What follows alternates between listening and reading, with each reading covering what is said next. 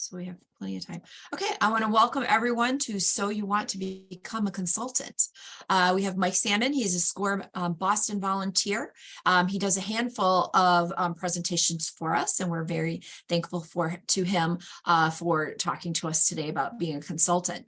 As we get started, I just want to talk real quickly about what SCORE offers. Two things. One is the training in the form of webinars or workshops. We do have some that are in person, and well, I guess maybe not coming up in the summer quite yet, but we might be adding a few in person. So most are webinars. I do have new topics coming all the time. In fact, we've got one coming up on ChatGPT. So we try and keep things as current as possible to give you the best information that you need to be successful in your business. The most important thing, however, that SCORE does is the mentoring.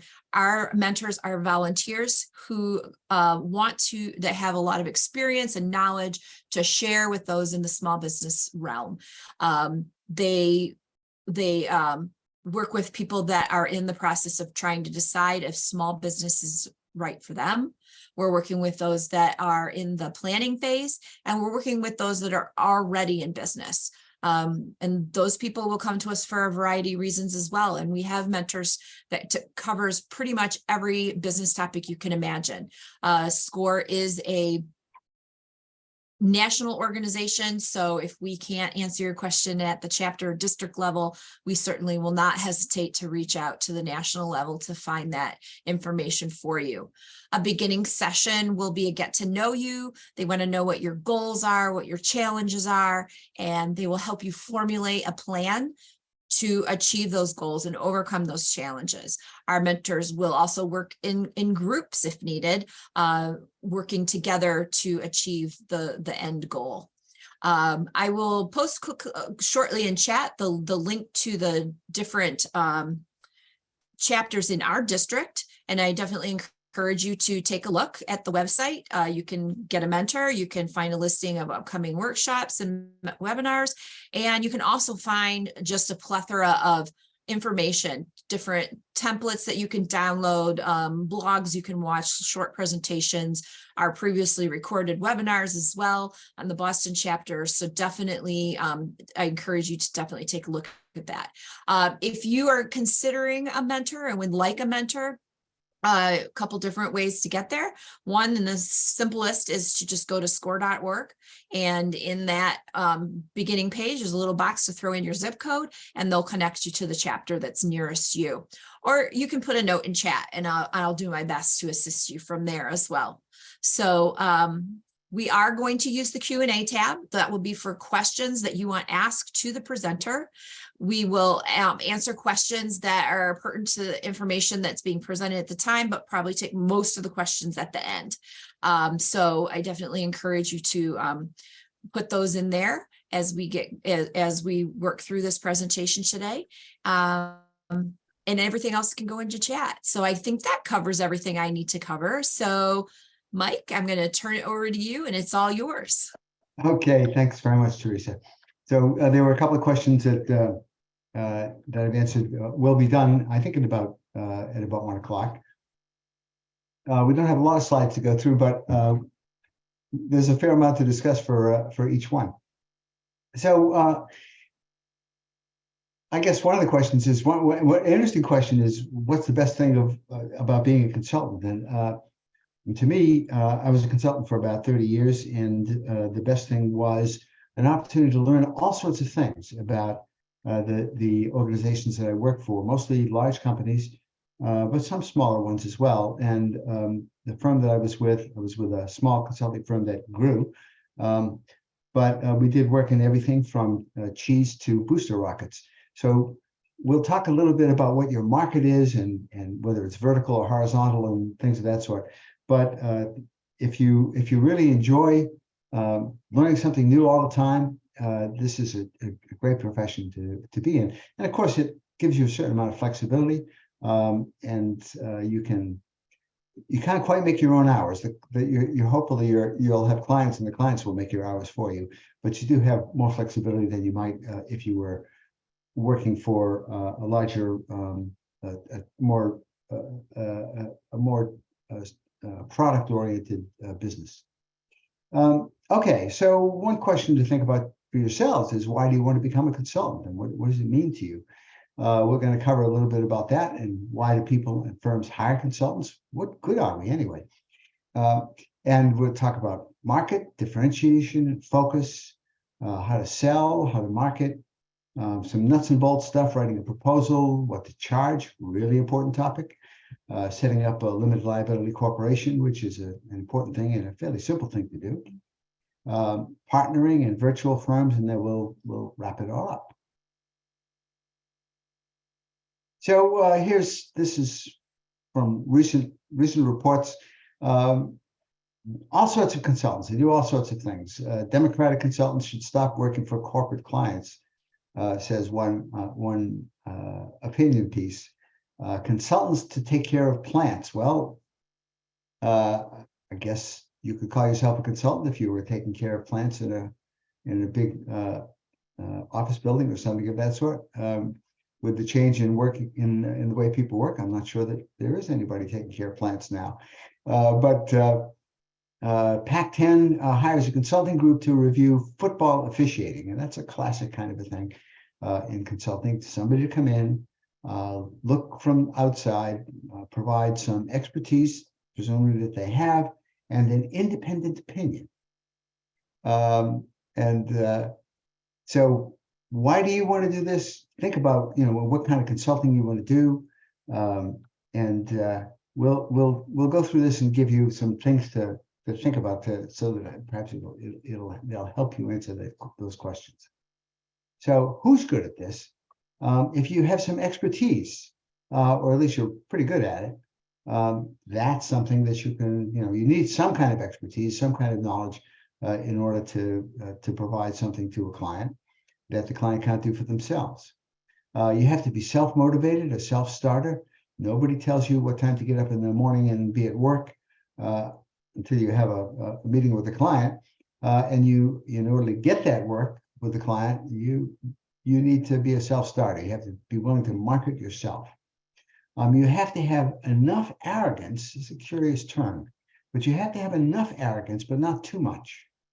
That is, you have to be confident that you can tell someone what they ought to be doing with their business, with their operations of some sort, nonprofit, whatever it is, but not so much that that you can't listen. And it's very important to stop, just listen very carefully, and not bring too much, well, I know what to do, to the meeting. You have to enjoy helping people, because that's really what you're doing, and enjoy learning new things. I talked about that. I call myself an information junkie. And you have to be willing to be one project away from unemployment. And that's kind of scary. You're out there on your own, dependent on the business that you can get, or if you're with a small group, the business that you and your colleagues can get. And there's something called the cliff. You may have work for the next month, 2 months, 6 months, but after that, if you don't get that next project, you fall off the cliff. And some people are very uncomfortable with that, and some people aren't. And so if you're okay with that idea of, if I really do need to get this next project going, or get somebody to sign off on a proposal that I've given them for that next project, if you're okay with that, that's great. If you want to be sure that you're going to have a steady stream of income, this may not be for you, because your income will tend to go up and down. Okay. You have to be willing to suspend judgment. As I say, you have to have just enough arrogance, but not too much. So wait a little bit before you tell the client what you think. Be sure that you understand the whole picture. And then you also have to be willing to tell it as it is, to speak truth to power. Your job is to tell people what you think after you have suspended judgment, listened very carefully, done some outside research, apply your expertise, even if it's a message that they don't want to hear. And in fact, sometimes you'll find that people will bring you in to do a consulting project because they want someone from outside to tell the unpleasant truth, the unhappy truth. that people from inside, either they're reluctant to say it or they just feel they need validation from outside. So if you're comfortable with those things, or most of them anyway, certainly you have to be self-motivated and be a self-starter. And certainly to do a good job, you have to be willing to suspend judgment. If you're comfortable with those, this is a good place to be. Why do clients buy consulting services? They have short-term needs. They want some help right now. We don't want to hire staff to do this. We don't want to hire another manager to do this particular project. The first consulting project I had was I live in Boston, but I had a client who wanted to build a factory that used the technology that I was very familiar with in Ohio, actually not very far from where Teresa is in Toledo. So it was a 6-month project. They hired me, we built the factory, we got it started, and then I went away. And that was fine for both of us. They may have limited internal resources. In that case, they didn't have anybody with the technical knowledge that they needed to put that factory together. And they didn't have anybody who could spend the time. It was a fairly intense 6-month process. They want external expertise. An expert, one of my clients once joked, an expert is someone who lives more than 100 miles from corporate headquarters. So bringing in an outside expert is sometimes an effective way to get people to listen, even if they won't listen to somebody in their own organization. And the 100 miles is an interesting one. I did some consulting in the Far East, and I concluded that the further the firm that I worked for, I had an office, was based in Cambridge, Massachusetts, and I used to joke that the further I get from Cambridge, the smarter people think I am. So very often your clients are looking for external. You don't have to really, you don't have to go halfway around the world to find a client who will respect your expertise. But being outside can really carry some weight in an organization. Again, assuming you have the expertise. They may want a particular methodology, and we'll talk about a little bit about consulting methodology as we go along here. They want validation. I know that this is going on, but I want somebody to help me determine what I should do about it, or demonstrate to other people in the organization that this is what's going to happen or what is happening. They want an independent opinion. So that's a bit about speaking truth to power. They want an outsider to deliver the bad news. I mentioned that. I've been through that a couple of times. Sometimes, there were 2 circumstances in which the client knew that they wanted to close down an operation, and they wanted somebody to tell from outside to come and justify that. And they wanted to bridge an internal divide. There were 2 groups inside the organization. They're at loggerheads. They can't decide what to do. They want somebody to come in and help them fix that bridge and help the group get back together. And sometimes people will hire you, somebody who's a little bit further down in the organization. Hold on just one sec here. Sorry. They want to look good to the boss, and if they're 2 or 3 levels down in a large organization, and part of your job is to help them do that. And if you think they're wrong, you have to tell them and work that out so that you come up with a solution for the boss that they're comfortable with and that the boss will be comfortable with, or at least that they'll understand is the right solution, even if they're not very happy about it. So lots of reasons for people to buy outside consulting services. There's a Nobel laureate in economics. He's actually a psychologist who won the Nobel Prize in economics for his work on demonstrating that people are not necessarily rational in a world in which we think that they will make rational decisions. And Daniel Kahneman, he wrote a book called Thinking Fast and Slow. It's a wonderful book. And he made a remark that you can think, well, geez, I could win a Nobel Prize for saying that too. It's easier to recognize other people's mistakes than our own. And it's true. And so that's one of the ways in which we add value.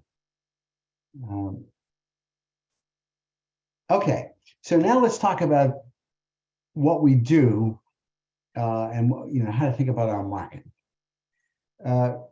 Broadly speaking, this is from Michael Porter's book, Competitive Strategy, written way back in 1980, and it's still the basis for a classic way of looking at the way markets operate and the way businesses operate within that market.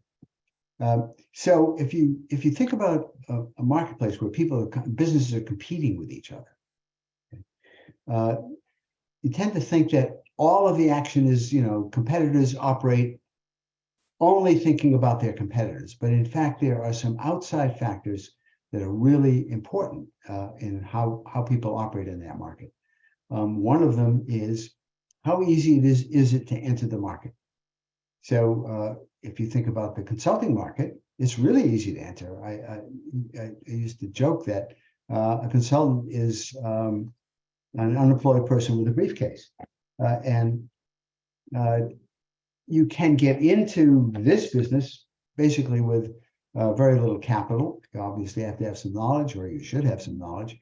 But think about other businesses, the businesses that you're going to serve. What is it that that characterizes their marketplace when it comes to new entrants? If you're working with a company in the pharmaceuticals industry, you'll find that there's a huge barrier to new entrants coming in. The barrier is you need a lot of capital, you need some technical expertise, and you have to have staying power, because you have to go through a very, very long process, and you need the money, the backup, the people to handle that. If you think about, in Michael Porter's work back in 1980, he compared the pharmaceutical world, where companies made typically a very high rate of return year after year, with the trucking industry, which had just been deregulated. And lots of people got into trucking. They bought the front end, they bought or leased the front end of the tractor trailer. They leased the tractor portion, and they didn't really know quite what they were doing. But it seemed like a neat business to get into. They perhaps listened to a little too much country and Western music. So there were a lot of new entrants coming in. They weren't very experienced. They forced prices down because you have more supply. That's what, you have more choice on the part of customers. Prices tend to come down. So that was a market in which the average rate of return was negative. On year over year, companies typically lost money in trucking. Not everybody lost money, but the typical company lost money. And the ones that survived were the ones that didn't lose money. So think about your client from the perspective of what's their market like? How easy is it for somebody to come into that market? Then, excuse me, think about customers. How much choice do their customers have? Do they have to deal with your client? Do they have only 3 or 4 potential suppliers, or do they have lots of suppliers like the trucking industry after deregulation? What are the substitutes? What else could someone buy that would make it unnecessary for your client for them to buy from your client? So think about what we're doing now. We have a Zoom meeting here. What we're doing is substituting Zoom for a room, a rented facility or an owned facility where you would all come and we'd all sit down, and capital would have been invested in that room to build it in the first place. But we don't need that. We can run workshops now, and lots of other things on virtually. That is a substitute for a bricks and mortar establishment. In this particular market, it doesn't work if I was selling food. At least I have to have someplace still to cook the food, and somebody perhaps might deliver it. It might be ordered online, but I still need a physical establishment. But it does work for a lot of industries. So when you think about substitutes, you're not thinking about just another competitor. You're thinking about a whole different product or service that might threaten your client and make your client act in in some way or other with their pricing or try to build barriers against that substitute. And finally, the question is to ask about is, well, what about suppliers? Are there suppliers in this industry that are very, very powerful? So the classic example of suppliers that are very powerful for years in the desktop and laptop computer business, Intel and Microsoft were the two most powerful suppliers, and they really still are, although they do have some competition. If your client is in a market in which one or the other of these forces is a factor, you have to look at that market and say, well, how does the client build a barrier, if they possibly can, against those outside forces? How do they protect themselves? And if you can help them build a barrier against that particular force, you have the potential for helping them out in a significant way. So what expertise do you want to bring? It depends on the client, and it depends on the market that the client has. You should also think about that from your own perspective. If we're consultants, well, as I said, it's really easy to get into this market. New entrants can come in very easily. Customers have a lot of choice. There may be potential substitutes, going to a workshop, joining a trade association and getting help that way, something of that sort. Suppliers are not an issue for us, but there are a lot of things that are that could impinge on our market. There are lots of us, but the advantage in being a consultant is you don't need big slice of the market. You just need a little tiny slice of the market, almost infinitesimally small, because it's such a huge market in order to survive and make a profit. So think about that 5 forces model from the client's perspective, and also from your own perspective. Where are you? It's a good idea to understand our own universe. Most important, have to understand the forces that act on the client's market and how you can help them deal with those forces. And the next thing I want to talk about is generic strategies. What Porter said is that, and it's proven to be largely true, there are only a handful of generic strategies, lots of detailed strategies that will be different. But for example, in the automobile industry, what do you think of when you think of Volvo? So I'm just going to wait there, and if you were sitting in the room, a bunch of people would raise their hands, and they would say what? They would say safety. Okay, that's Volvo has made a business for itself going back to the 1960s with safety, and they've moved on from that a little bit. They're now building electric vehicles. They're talking about other sorts of things besides safety, but safety is still an important component of what they sell. They're selling peace of mind to families. And does a Ford have any less in the way of safety features than a Volvo? Well, not so much anymore, perhaps not at all, but Volvo continues to differentiate itself, get people to pay it more money, or get people to come to a Volvo dealership in the first place because of that image of safety. Another strategy, and Kia perhaps isn't, maybe Kia has moved on from this, is to be low cost. And only one company at a time, only one business at a time can be the lowest cost. So you see in big box stores a process of one low cost competitor being pushed out by another even lower cost competitor. So Sears was once the dominant player in catalog sales and before online and in shopping centers, and it was pushed out by lower cost providers who were able to sell at lower prices. And there's been a whole turnover in that business. Being low cost is a dangerous strategy because it's possible for somebody else to get in underneath you.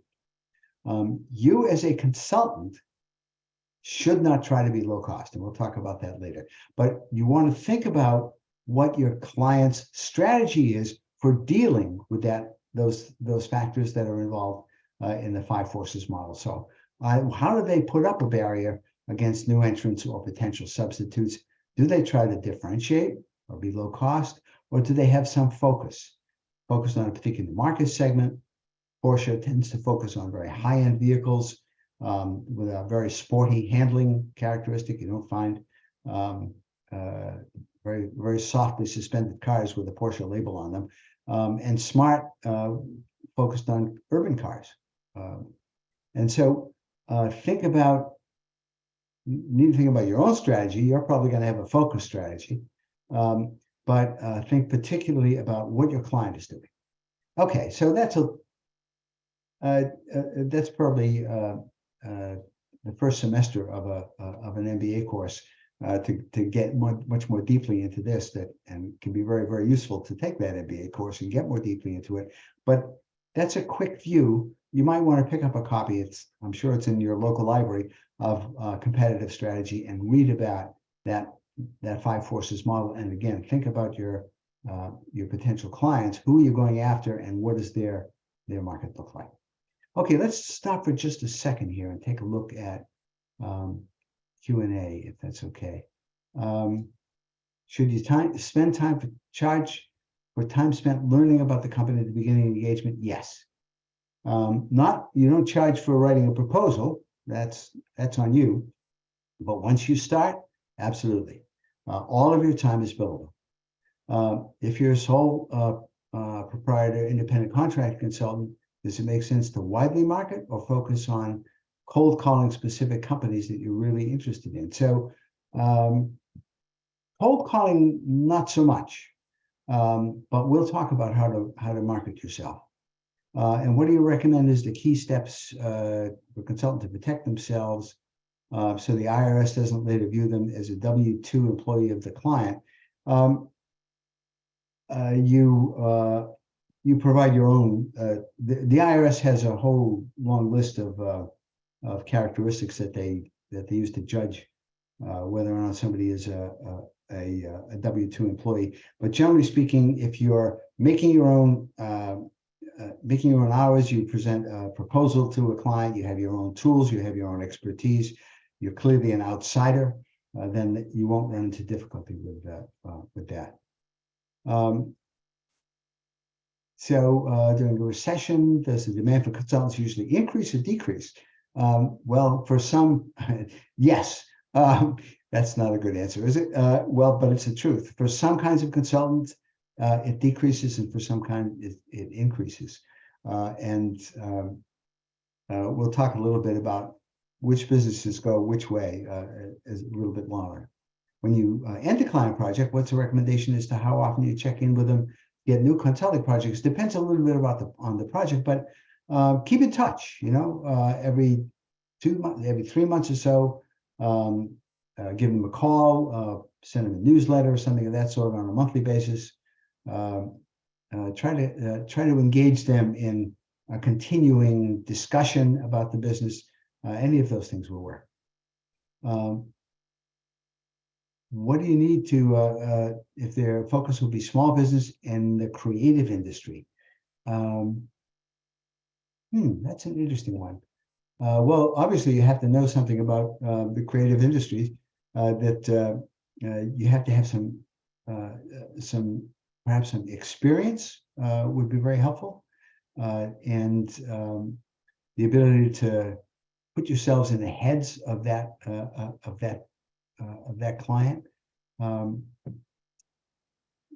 I would say experience is probably the most valuable thing that you can bring, and that brings me back to another topic, which was going to cover a little bit later. But I should say that one of the things that's really important is if you can work for a little while, at least, in the industry that you're targeting or in the business segment that you're targeting, and say that you have expertise that you've gained in the field.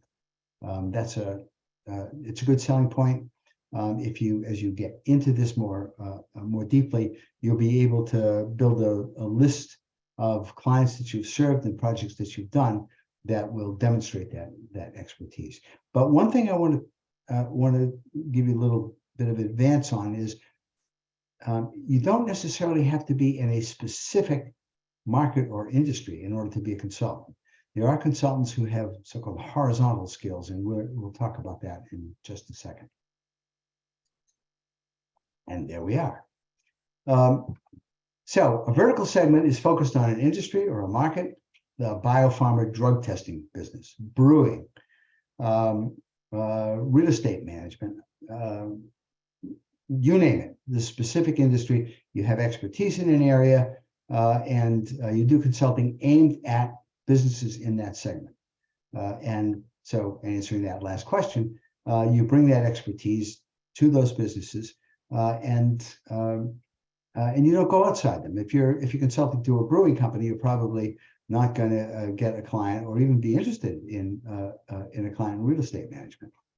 Horizontal segments are focused on an activity that cuts across many verticals: financial management, website design and support, human resources support.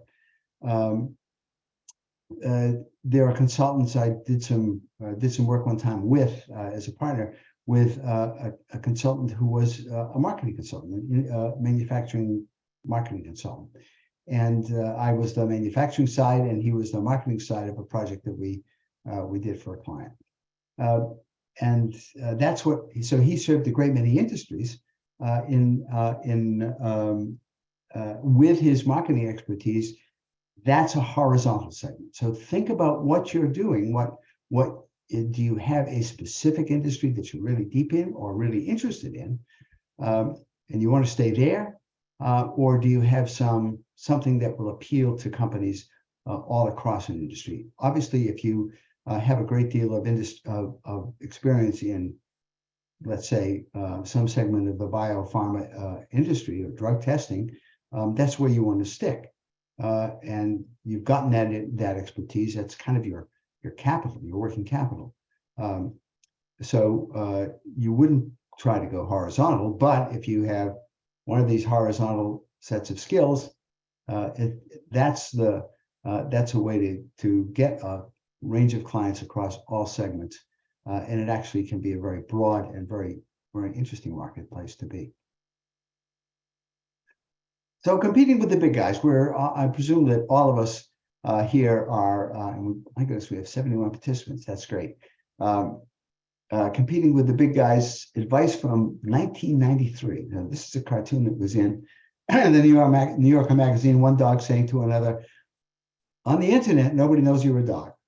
And it's true. You can compete with big firms by putting yourselves up on a website, on LinkedIn, and a couple of other places that are appropriate for your particular skill set and your particular industry that you're looking for, without having a lot of capital. You need some. You have to build that website or get somebody to build it for you, ideally, and you have to be able to demonstrate to people that you are for real, basically. But other than that, it's one of the reasons why barriers to entry into consulting are so low. If you are that unemployed person with a briefcase or a laptop, you can get into this marketplace and compete with much, much larger firms. What you need to do is present yourself in a way that will give the client confidence that you can deliver what they need. And we'll get into writing a proposal, but let's talk about sort of the first piece of it. Small firm, big website focused on one market segment. This is the RNC Consulting Group.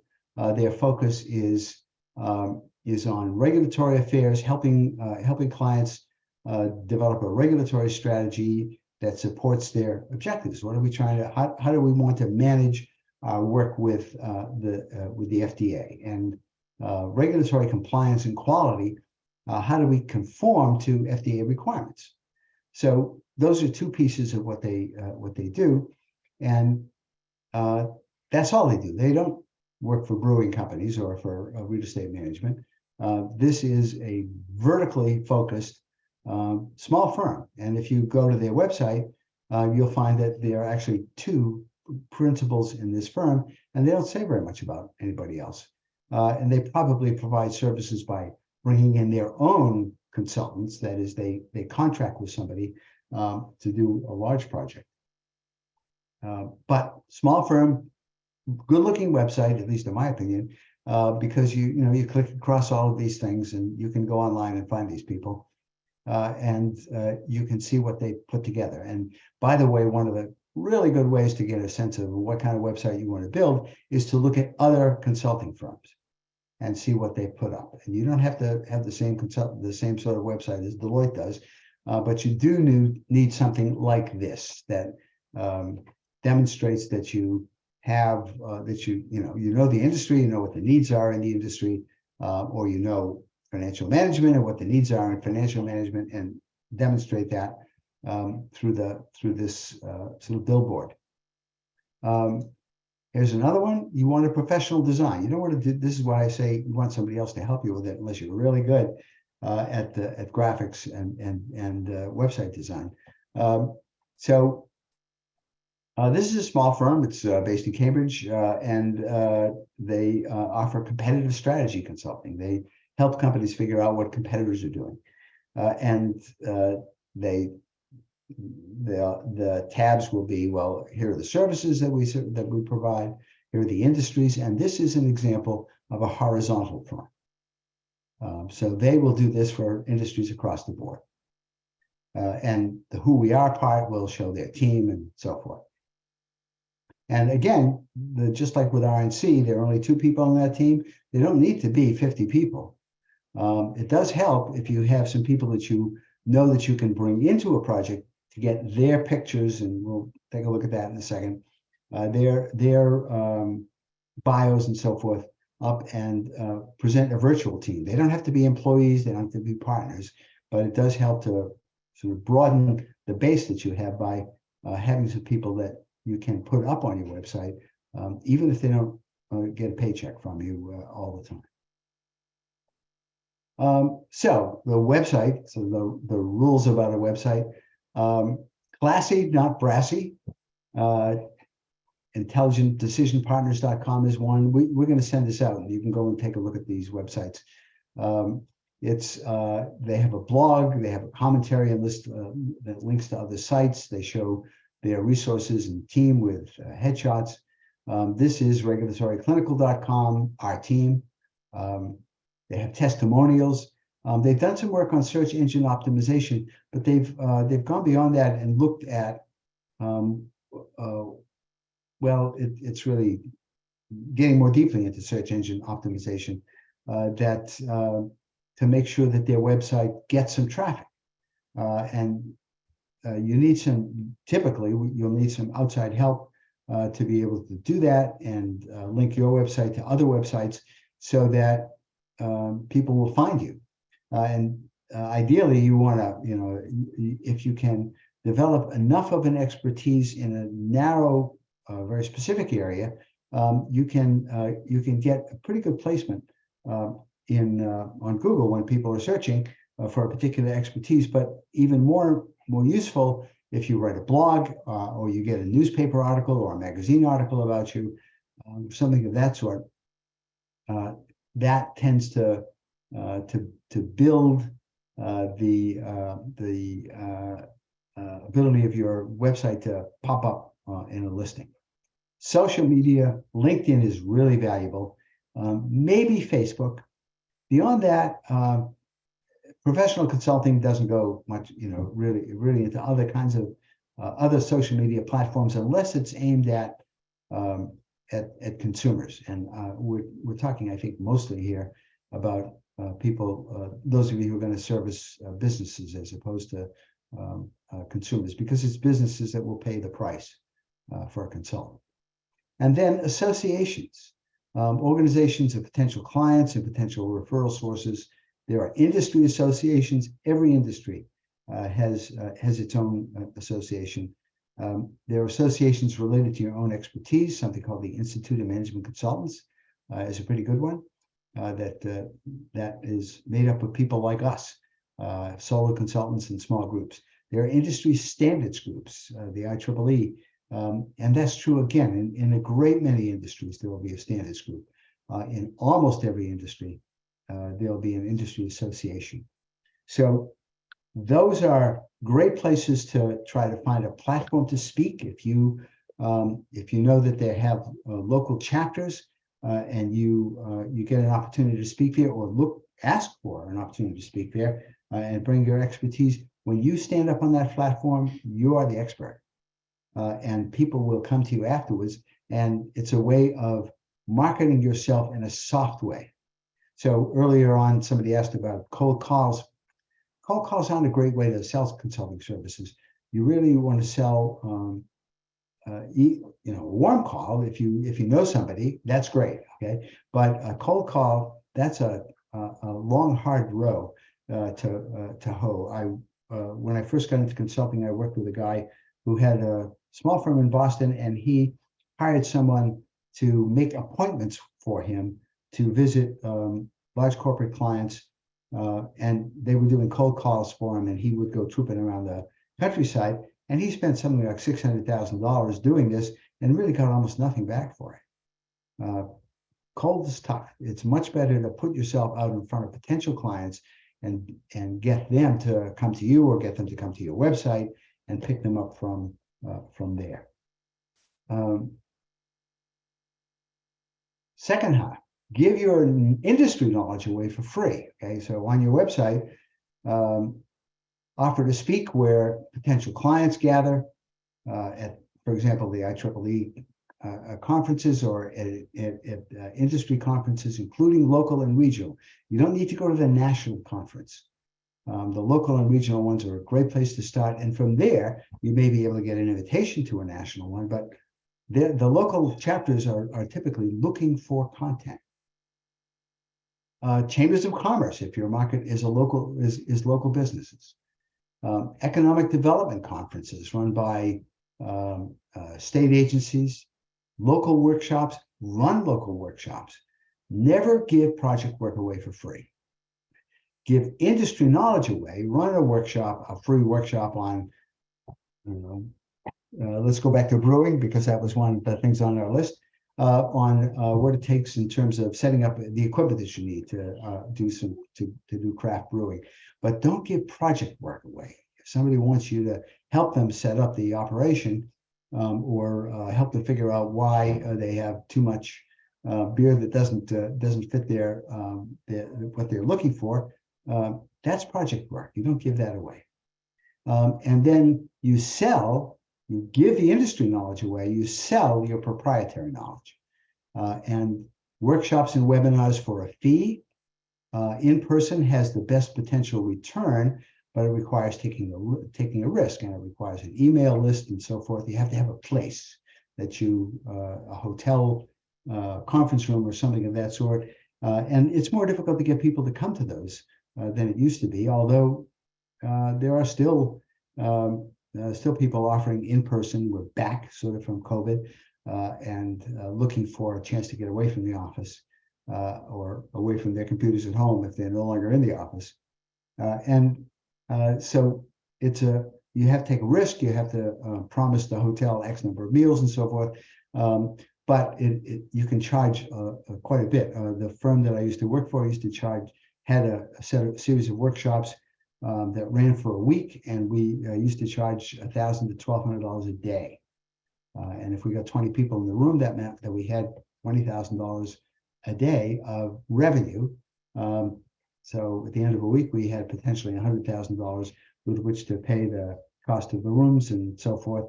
And that way more than covered our costs. It's a really great place to be once you build up a little bit of a reputation in the industry and can get the people to come and pay. If you do that, don't skimp on the venue. Go to a decent hotel. Don't go to a Red Roof Inn. And for webinars, make sure your AV setup is really strong. Look for similar events as a guide to your pricing. So that's where you're selling your proprietary knowledge to a group of potential clients, and they have a relatively low entry fee. They pay $100 or $500 or $1,000 or whether it's online or in person will obviously influence the price. And they'll get introduced to you, and you get introduced to them. And from there, you have an opportunity to do some direct marketing.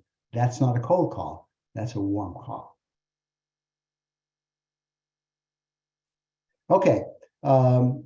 White papers. I showed you the Folding Company landing page. Here's an example of the material that they give away, the industry knowledge that they have for free. So competing in thousands of markets, how IT firms can improve success in competitive bids. Very important.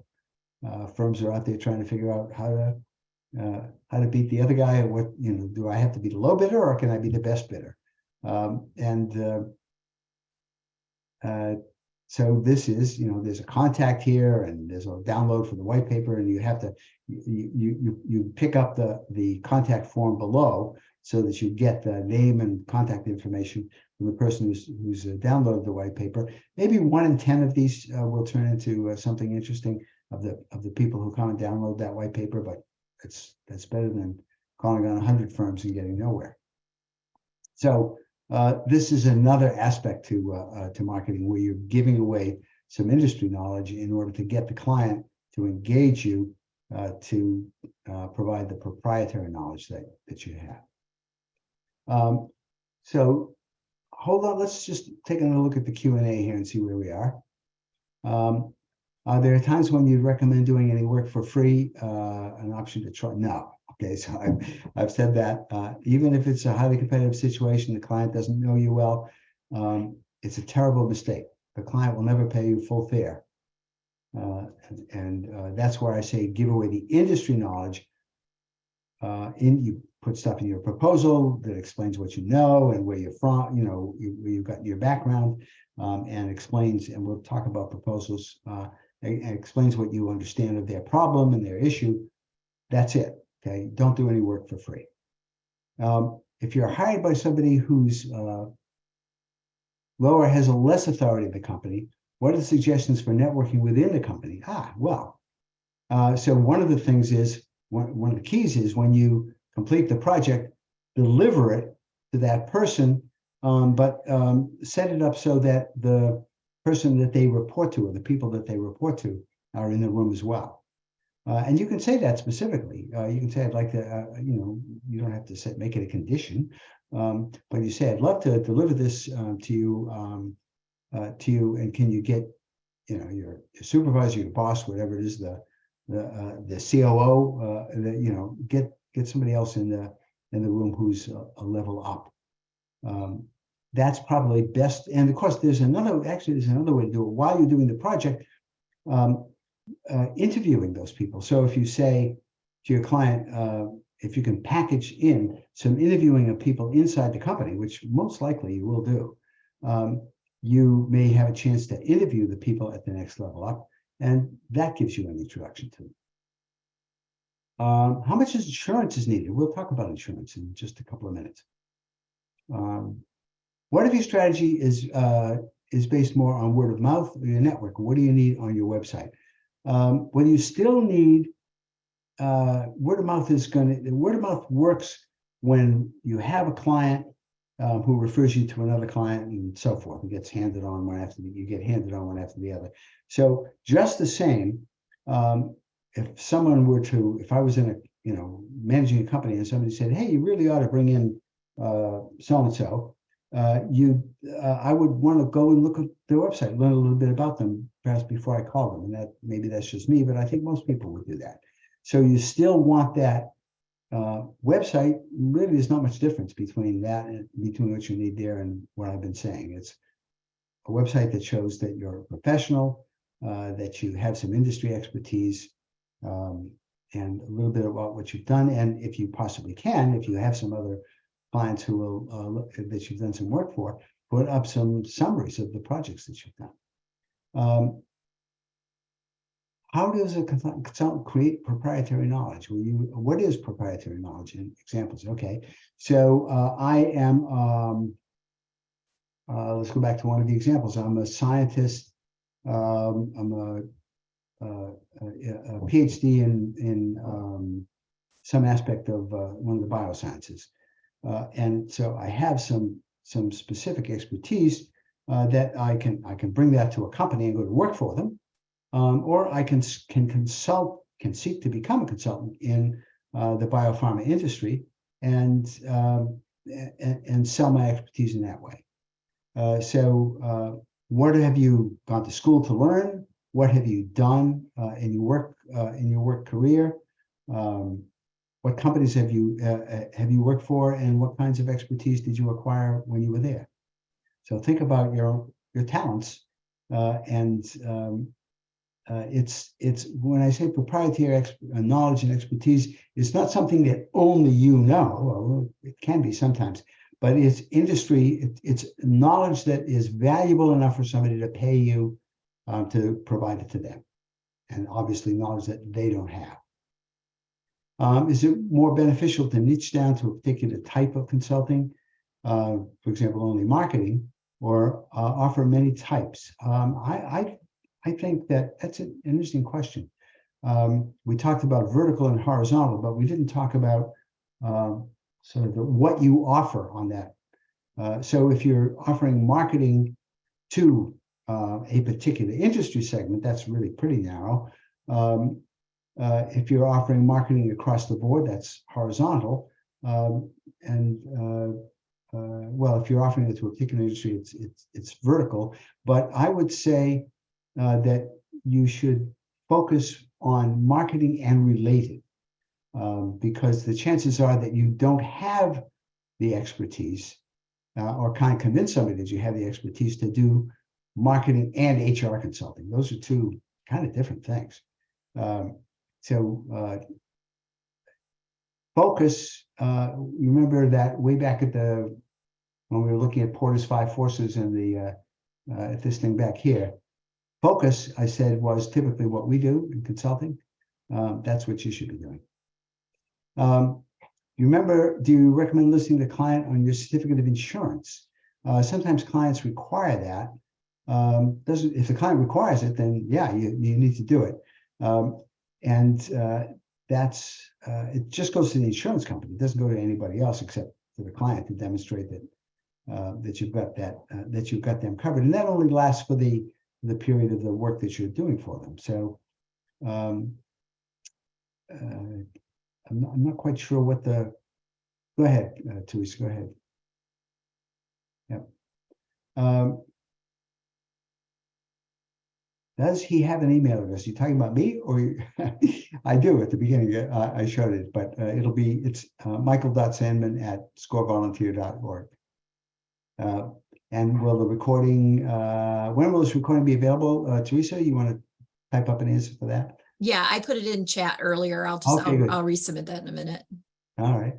And there are some things in the chat here that I'll deal with these. I'm looking at the Q&A, but I'll come back to this. Okay, great. So let's go back to where we were, if I can find the place. There we go. Okay. So aim for an ongoing relationship. We've talked about it's a consultative sell, not a transactional sell, about staying in touch with the client and so forth. You're not selling them your house and you're never going to see them again, move out of town. You're not selling them a car and hope, well, maybe they'll come back in 10 years. It's not a transactional relationship. You want to kind of become almost a friend to the client. It's a consultative sell. Let me help you. That's what you're doing. What's the typical selling cycle for what you offer? Think about how long it takes you from the time that you visit a client to getting the client to ask you to write a proposal to getting that proposal approved. It might be a month, it might be 6 months, it might be longer. My partner in the consulting firm that I was in had a wonderful talent for getting articles written about us in some of the big business publications, in Forbes and Business Week and so forth, Wall Street Journal. He was great at that, and it didn't happen, like if we had a success once a year or a couple of times a year with one of those publications, that was pretty good. But those publications, the articles had a long half-life. So somebody would call up and they would say, I saw this article, I took it out of I saved it from 2 years ago. There was no Wall Street Journal. So the selling cycle can be really long sometimes. You don't even know that it's going on. But getting yourself out there will sort of start that process. Visit the potential client if you can. If you can visit them on Zoom, that's easy. You used to have to visit them in person. When I started in consulting, I went to actually a class kind of like this, a workshop like this. And the guy who was running it said, sell in a suit, work in a jacket and tie. Okay, you don't need to do that anymore. I'm not suggesting that you go in your sweats, but go in the uniform of the business, of the industry. Even when other people were still wearing suits, if you were selling to an IT client, you didn't bother. Or you might wear a suit but without a tie. And so think about, what does the client expect you to look like when you walk in, or dress like when you walk in? Ask a lot of questions about the client. People want to talk about themselves when you're visiting a potential client. What are the issues? What are the things that concern them? How did they get into the business? What do they think about the business? What's their view of the future?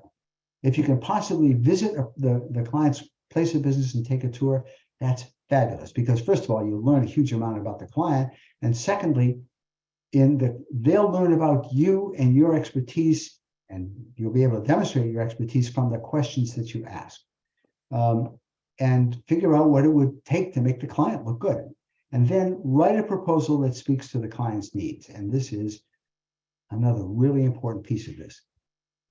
So PowerPoint, make it about them, be concise.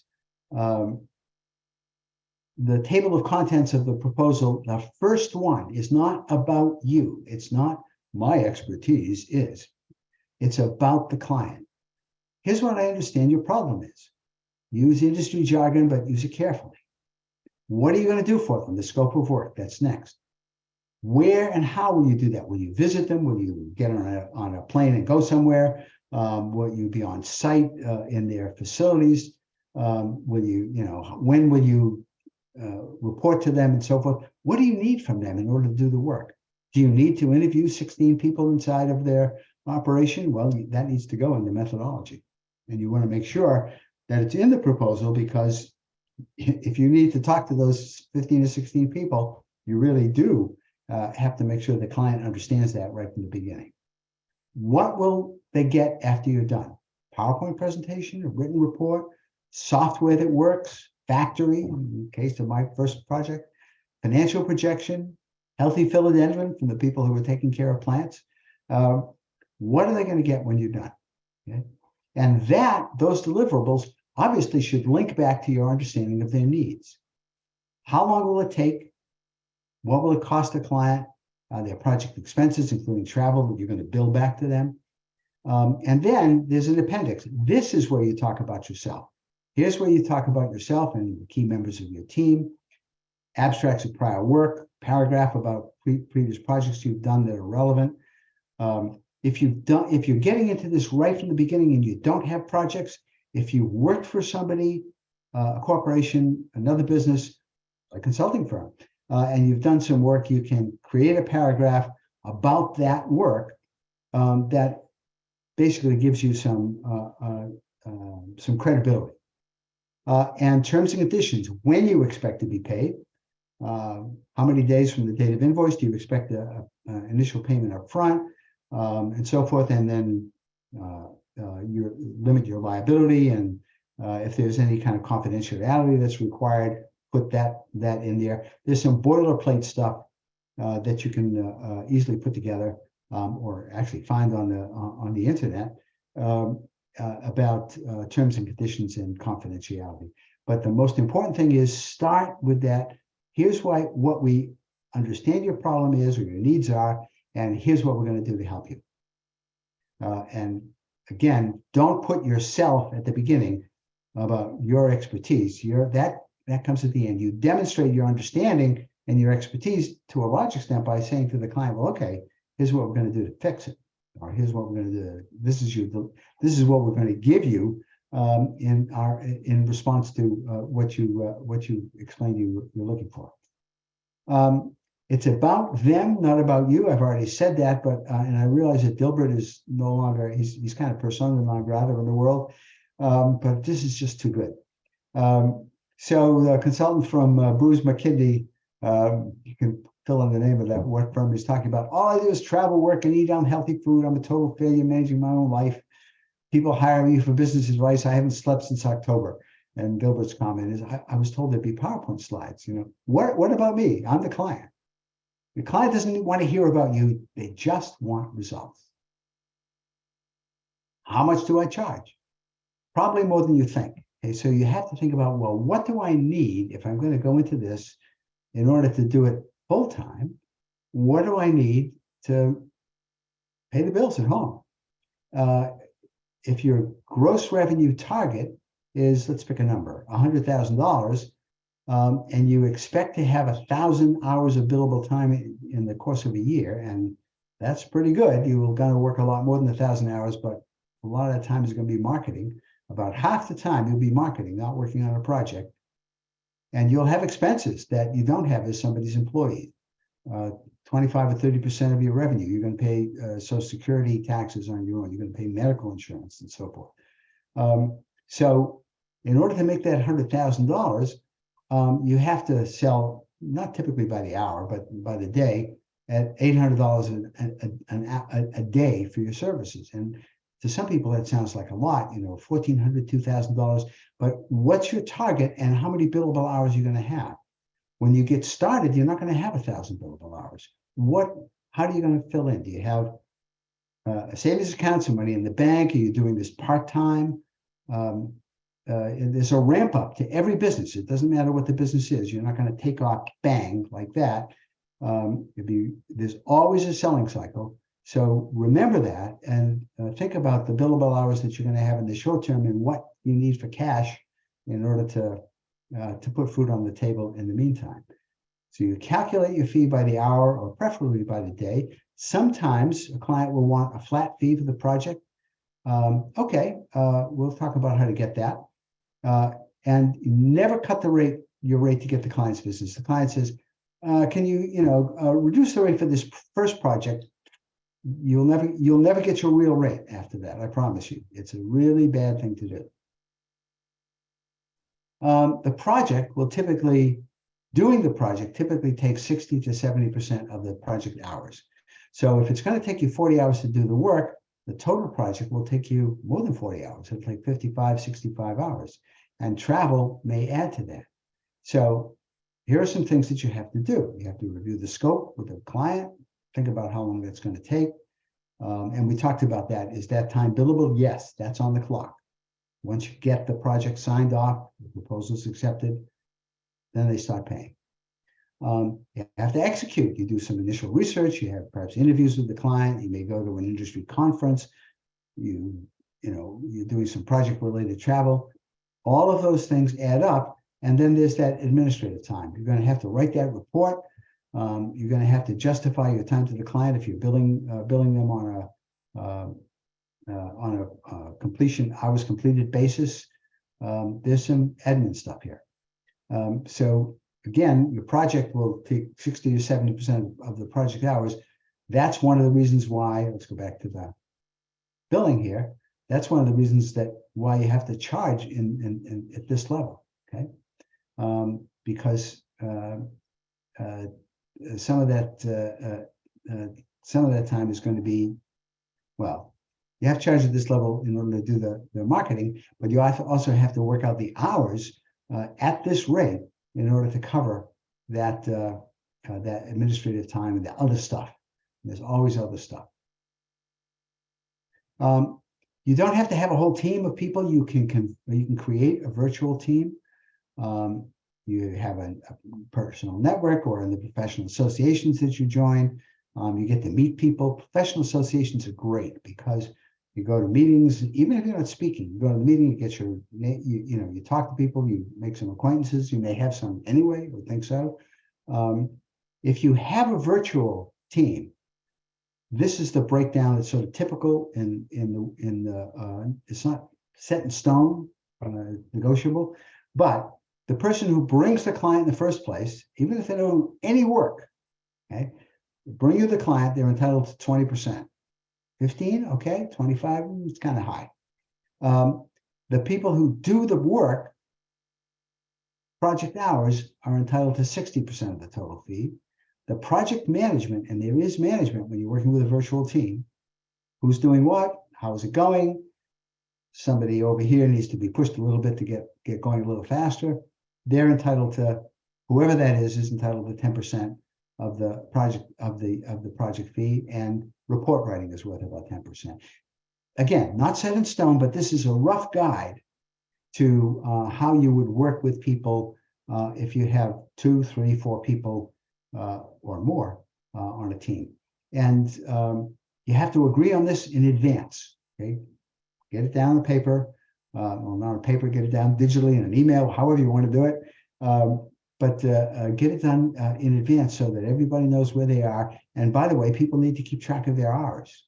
So you can create a little form to do that, especially with project hours, because you're typically going to bill project hours back to the client. Okay, business structure. Okay, so let's go back to the questions a little bit.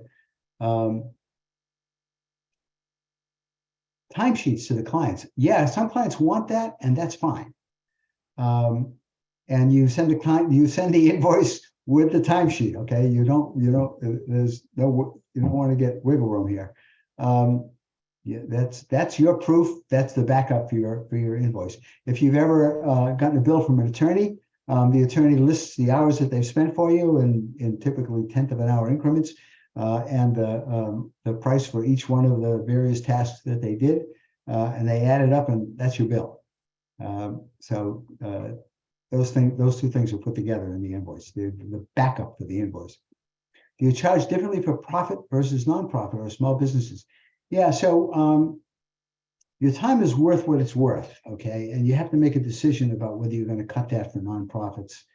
I will say it's very difficult to make a substantial living selling to small businesses. You know, businesses with under 100, 200 people tend not to hire consultants or not to pay the rates that you may need in order to make a living. Some people can do well with small businesses with certain kinds of expertise. If you're designing websites, then that's your market. But be careful about differential rates. Again, with some people will say, okay, we'll charge a nonprofit a little bit less, but if your market is nonprofits, set a rate that's appropriate for that market and those nonprofits, and make sure that you can make a living at that rate. And certainly there are people who will do that, will make a living helping with nonprofits. Is there a good online tool to keep track of hours and do reporting later on? I'm sure there is. Honestly, that's not something I have particularly kept up with. My own firm used to just use an Excel spreadsheet, but there will be an app. There'll be more than one app, I'm sure. Places to go for contract templates. Yeah, do a Google search. Look at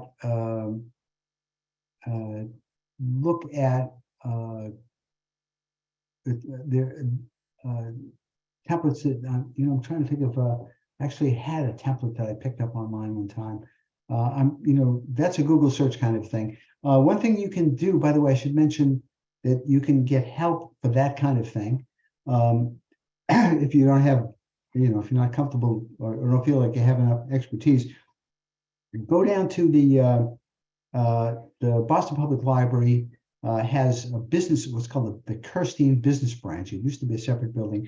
It's now on the lower level of the Boylston Street addition to the downtown Boston, the main library in downtown Boston. And even wherever you're from, Worcester, Springfield, doesn't matter. There are reference librarians there who can help you, point you in the right direction for finding information on the internet and getting into databases that you may not have easy access to or may not show up in a Google search. So that's a place to go to look for some of this stuff. How do we ask about their budget when they don't even know what they want? Okay, well, if they don't know what they want, you have to sit down and talk to them about that. But one of the things you want to talk about fairly early is, do they have a budget? what is their budget for this?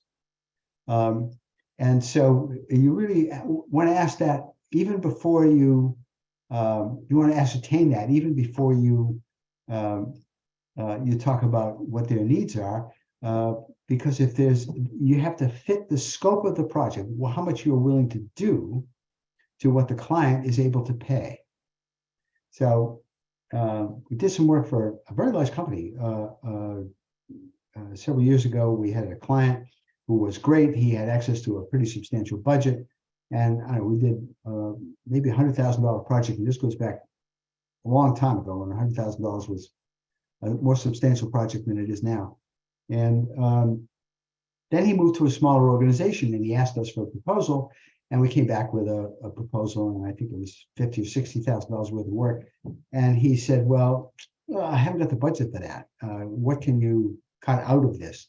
So we cut it down, and he came back again. And really what it was having trouble was getting his superiors to sign off on anything more than a relatively small amount of money, and an amount that wouldn't buy them anything from, at least my firm, that was going to be useful. And finally I said to him, this isn't going to work.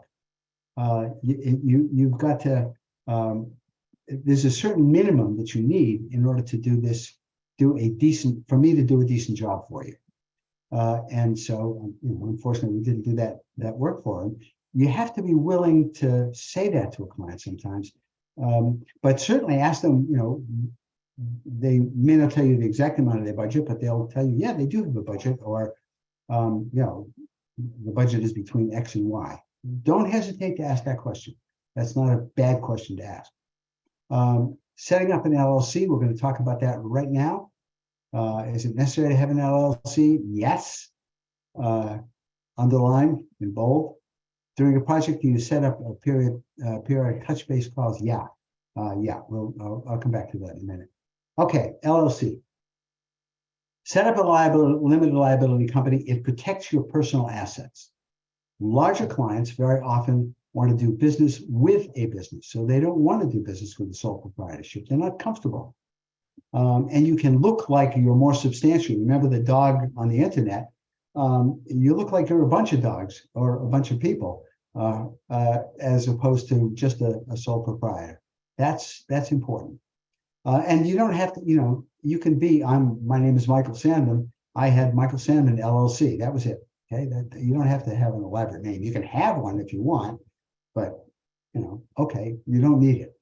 And they also want you to have liability insurance. So you go to a commercial insurance broker and you say you're entering into the consulting business and you want liability insurance. And it might cost you, I don't know, $1,000 a year, $750, something like that. It's not going to cost you $10,000 unless you're doing something really strange, or have a much bigger practice than you're likely to have at the beginning.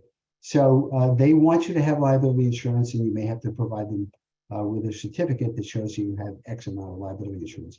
If they want you to have like millions of dollars of liability insurance, and some companies have this boilerplate requirement, they want $5 million or $10 million worth of insurance, you can say to them, well, look, my insurance is for $1 million or $2 million or whatever.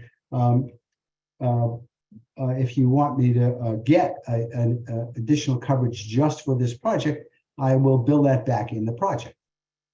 You don't need a lawyer to set up an LLC. You do need $500 a year. That's what Massachusetts charges. You go to the Secretary of State office on the website of the Secretary of State of whatever state it is. If you're doing business in Massachusetts, you probably want to incorporate here. Sometimes people say, well, I can incorporate in Delaware for less money.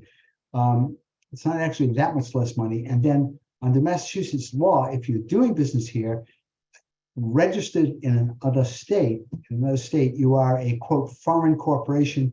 You still have to pay $500 to do business here and be protected. So do it the easy way. Set up an LLC in Massachusetts. If you get bigger and you want to set up a corporation in another state later on, that's fine. You need to get a taxpayer ID from the IRS. You can get it online. Both of these things can be done. Setting up an LLC and getting a taxpayer ID free. Don't pay anybody any money to do this. It's not the secretaryofstate.com. It's the Secretary of State It's the government website that you want to go to. The same thing with the IRS. It's not irs.com, it's irs.gov. So make sure you go to the government website where nobody's going to charge you, and you do both of those things. We'll come back to some of these other questions. I want to go a little bit further into LLCs. So you can do it for yourself, $500 fee for the state. The federal taxpayer ID is free. These are the websites right here. You need articles of incorporation or organization. You do it all online. They'll let you, there's a form you fill out. It's a breeze. Commonwealth of Massachusetts, there's some of their offices do magnificent work online. This happens to be one of them. And some of them, not so much. Okay.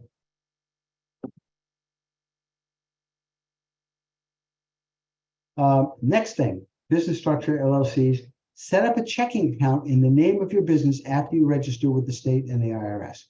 The bank wants to see a certificate, a piece of paper that you will print out after you register with the state. And they want to know your taxpayer ID number for that business. There are a lot of banks, smaller banks typically offer free small business checking accounts. Don't go to a big bank like Bank of America or something of that sort with a small business checking account unless you really need to, or unless you have a strong relationship with them and get them to give you some kind of services that you can't get elsewhere. But go to Eastern Bank, for example, in Massachusetts and Northeast generally, offers small business checking accounts for free. And you can Google free business checking to find them in wherever you are, in Worcester, Springfield, Pittsfield, Providence, wherever. All the revenue from your consulting, all the payments that your clients make go into the business checking account, not into your individual account. So you send out an invoice in the name of your LLC, and you ask the client, you get the client to send the check or make the deposit directly to your business checking account, and you pay yourself out of that account, but you want the money coming in initially to go into that business checking account because that proves that you are a business, you're operating the LLC. And then, of course, you do need to go to the insurance broker to buy that professional liability insurance. Okay, let's go back to some of these questions. How involved do you get in the client work? Is this something typically negotiated up front? You mean, okay, so you're giving the client advice, not doing work, not doing their work. And so if it's about strategy, you're helping them figure out what their strategy should be. You may then be engaged on strategy execution, but as an advisor. You don't take responsibility for the actual implementation. That's not your job. If you do that, you become an employee, and that's not what you're trying to do here. You also, I mean, you don't want to blur that line between outsider and insider for a lot of reasons.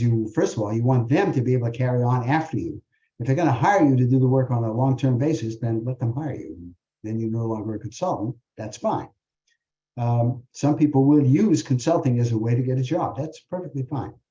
But understand what it is that you want to do. If you want to continue to be a consultant, they do the execution, you offer the advice. The book behind me, Strategy Maps. It's Bob Kaplan and David Norton, Robert Kaplan and David Norton, Harvard Business School. Strategy Maps is a really good book. There are two books up there. I don't know if Michael Porter's book is up there, and Strategy Maps. It's about helping clients figure out what they should be implementing, what they should be doing in order to develop a strategy and then execute it. It's kind of dense, but I happen to know these guys, both of them. It's really, I think it's a brilliant idea. The book is probably 3 times or 4 times longer than it needs to be, but just the same, it's one of the classics. What should we know about liability for insurance for a consulting company? Well, your broker will give you a standard policy. There are standard policies for a consulting company. They'll ask you what kind of consulting you might be doing, where you're going, you're traveling, how many employees will you have, that sort of thing. Excuse me. But it's pretty much a standard form, and a good commercial insurance broker. The person who insures your house or your car may or may not also sell commercial insurance. Some brokers will only sell consumer, to sell personal insurance. But go to somebody. It doesn't have to be a big broker. It can be a small broker. But they need to have experience selling commercial insurance. During a project, do you set up periodic touch base calls? Oh yeah, sure, absolutely. A Zoom call every week is great to give a progress report. Yeah, and that's built into your time. That's part of the time that isn't doing the work. It's the administrative time. So as a consultant, I advise how to create their business or marketing plan, but I don't create the business for them. Yes, that is correct. You don't. So there's a little bit of a blurred line here. The factory that I was involved in building, I was responsible for getting the factory done. When the factory was done, here are the keys. Here's how it works. So I had to make sure the testing of the equipment and that was done, and so forth. But once that was done, I was not running that plant. And the same is true if you're building a strategy for somebody. You work with them, you develop the strategy, explain it to them, you get them to understand it, and then they have to put it in place. At that point, they might want to read that book on strategy maps. But that's the differentiation. You don't implement, you advise. Would I repeat what I said about you shouldn't do the execution? Just did that. Yep. Okay. You still sure you want to do this? Can you and your family tolerate the cliff? The fact that you need to have sell that next project, and it will take you time to ramp up. You'd be very unusual if you can step out of whatever you're doing today and bang, start selling consulting services and generate cash. You could start selling them, but it'll take you a while to generate money. You want to focus. Typically, focus is a really good strategy on your market segment, whether it's a horizontal one or a vertical one, doesn't matter. But know what it is you're focusing on. Don't try to do, the example was, financial management or some technical aspect in HR. Those two things probably don't go together. Build a professional website or get somebody to build it for you. Recognize it's going to cost you some money to do that. A proposal template. There are models on the internet. Somebody asked about that. You should be able to find those. Don't undercharge. Go back to that table that I had. You have to earn X amount of money in the course of a year.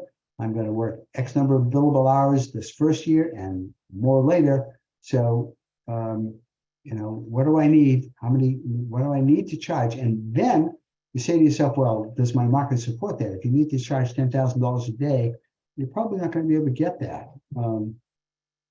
So you have to make sure. Well, you shouldn't need to charge $10,000 a day, but you have to sort of test yourself if I'm in that business, or talk to potential clients.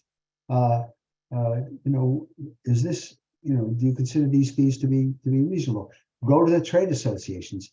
Go and talk to other consultants at the Institute of Management Consulting events. There are ways of sort of validating what you're doing, and set up that LLC. How do you have a conversation about raising your rates later on with a client?